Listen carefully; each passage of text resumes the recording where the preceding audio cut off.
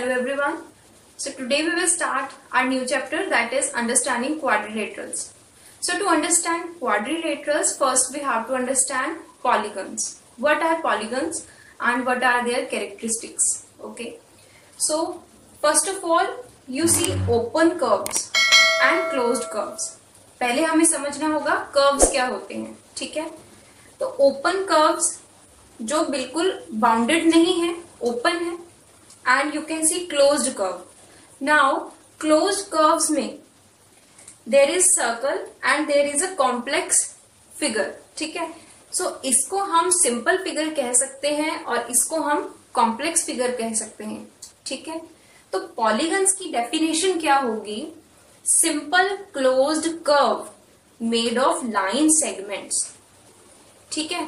अब सिंपल पता चल गया आपको, सिंपल क्लोज्ड कर्व क्या होता है। Now made up of line segments, अगर simple closed curve line segment से मिलके बना है then we will call it a polygon, ठीक है। जैसे कि triangle, rectangle, square, parallelogram, trapezium, ठीक है, जिनके बारे में हम आगे आगे पढ़ेंगे। नाउ ये कुछ क्लासिफिकेशन है पॉलीगन्स की, ठीक है। अगर 3 साइड्स हैं तो उसे ट्रायंगल बोलेंगे, 4 sides quadrilateral, 5 is pentagon, 6 sides हैं तो हेक्सागन, 7 है तो हेप्टागन, 8 है तो ऑक्टागन, 9 है तो नॉनागन, 10 है तो डेकागन। ओके, नाउ पॉलीगन तो हो गया। अब रेगुलर पॉलीगन एक टर्म आपके पास आती है, वो क्या होती है? रेगुलर पॉलीगन में हर एक साइड इक्वल होती है, ठीक है। जैसे कि आपका इक्विलेटरल ट्रायंगल होता है, ठीक है। नाउ हम पढ़ेंगे एडजेसेंट साइड्स के बारे में और कुछ कैरेक्टरिस्टिक्स के बारे में। सी एडजेसेंट साइड्स क्या होती हैं? सपोज कोई आपके पास फिगर है, कुछ भी है, किसी तरह का एक क्वाड्रिलेटरल है, इसमें एडजेसेंट साइड्स क्या होंगी? दो कोई भी साइड्स जो एक साथ आ रही हैं जिनका कॉमन वर्टेक्स है, ठीक है। तो दो साइड्स हैविंग कॉमन वर्टेक्स, अगर उनका वर्टेक्स कॉमन है तो वो दोनों साइड्स क्या हुई? एडजेसेंट। एडजेसेंट का मतलब एक साथ आना, ठीक है। नाउ आगे आपके पास है एडजेसेंट वर्टिसेस। इसी फिगर में देखते हैं एडजेसेंट वर्टिसेस क्या होंगी। अब एक वर्टेक्स है सपोज ये, दूसरा है ये, ठीक है। तो ये दोनों वर्टिसेस जिनकी एक कॉमन साइड है वो क्या हो जाएंगी? आपकी एडजेसेंट वर्टिसेस, ठीक है। सो ये इनकी कॉमन साइड है और ये आपके दो वर्टेक्स हैं, वर्टिसेस हैं, ठीक है। प्लूरल इज वर्टिसेस, तो यानी कि ये आपका हुआ adjacent vertices. Now diagonal. Diagonal क्या होता है? कोई भी फिगर है उसमें अगर एक कॉर्नर से, एक वर्टेक्स से दूसरे वर्टेक्स की तरफ एक सीधी लाइन जाती है जो उसे बोलते हैं हम डायगोनल, ठीक है। तो नॉन कंजिक्यूटिव होने चाहिए वो वर्टेक्स। अगर हम इसको इसमें ज्वाइन कर देंगे तो वो तो साइड हुई ना, वो डायगोनल नहीं हुआ। This is side, this is diagonal, ठीक है। So what is a diagonal? Diagonal is the line which joins two non-consecutive vertices, ठीक है। Diagonal हो गया। Now interior and exterior of a curve। कोई भी फिगर है आपके पास, उसमें आपको इंटीरियर एक्सटीरियर बताना है तो क्या होगा? तो बाउंड्रीज के विद इन जो है वो होगा इंटीरियर, और बाउंड्रीज के बाहर जो है that will be called exterior of the curve, ठीक है। ये भी हो गया। now convex and concave polygon। now see convex and concave polygons। suppose कुछ भी फिगर है आपके पास,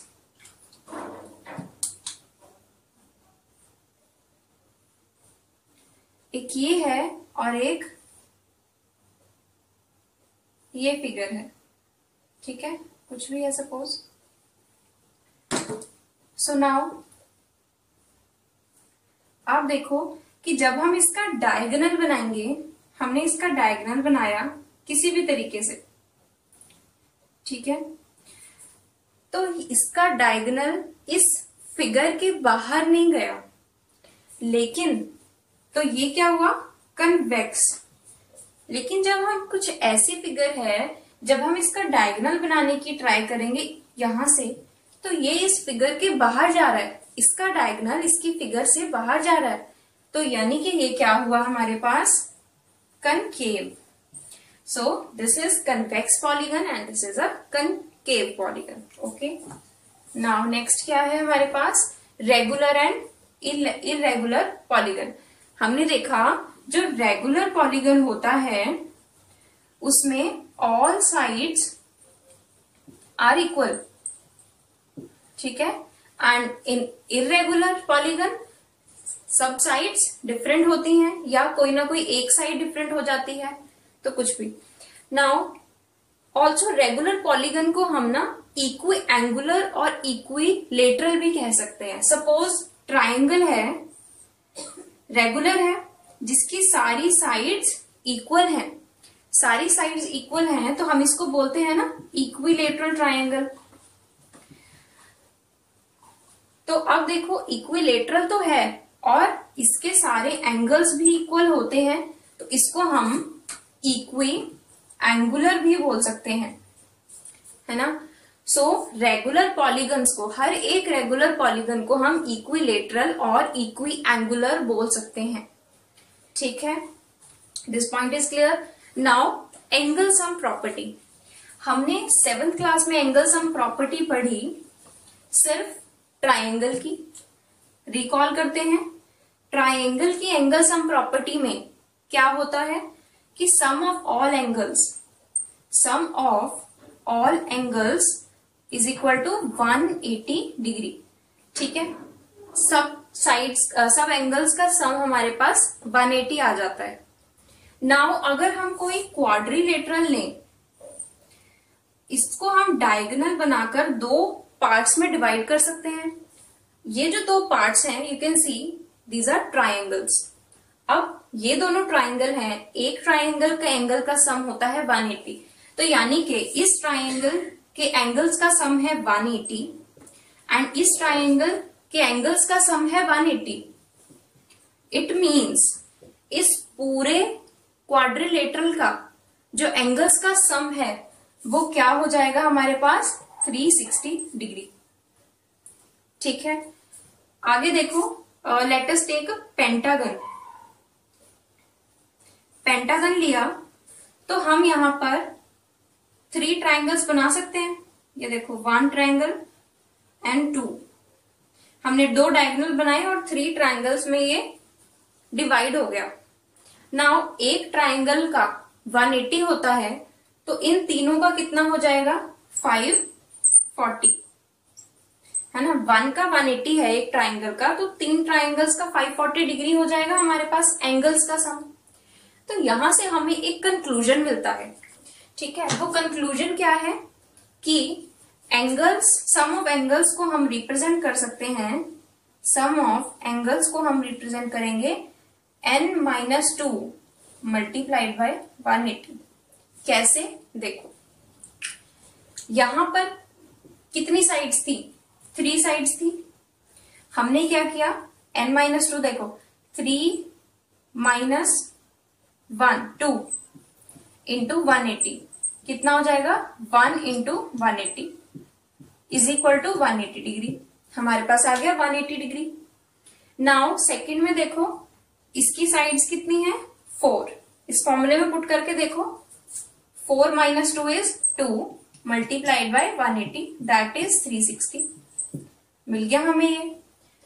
ऐसे ही यहां पुट करोगे, साइड्स की number of sides 5 minus 2 is 3 multiplied by 180 is 540। तो यहां से हमने जो जर्नल कंक्लूजन निकाला वो ये था कि sum of angles is equal to n-2 into 180 degree. Okay, now if we want to find out only one angle then we will divide it by n. ठीक है, नंबर ऑफ साइड्स. तो हम कह सकते हैं कि value of one angle will be n-2 multiplied by 180 degree upon में n. ये हो जाएगा हमारे पास वैल्यू ऑफ वन एंगल. ठीक है, now similarly sum of exterior angles of a polygon. Now ये हमने बात की इंटीरियर एंगल्स की, अब हम एक्सटीरियर एंगल्स के बारे में बात करेंगे. एक्सटीरियर एंगल्स में क्या होगा, टोटल सम होगा 360. ठीक है, सबका हर एक पॉलीगन के एक्सटीरियर एंगल्स का सम होगा 360 डिग्री. सपोज ये कोई ट्रायंगल है, एग्जांपल ले लेते हैं.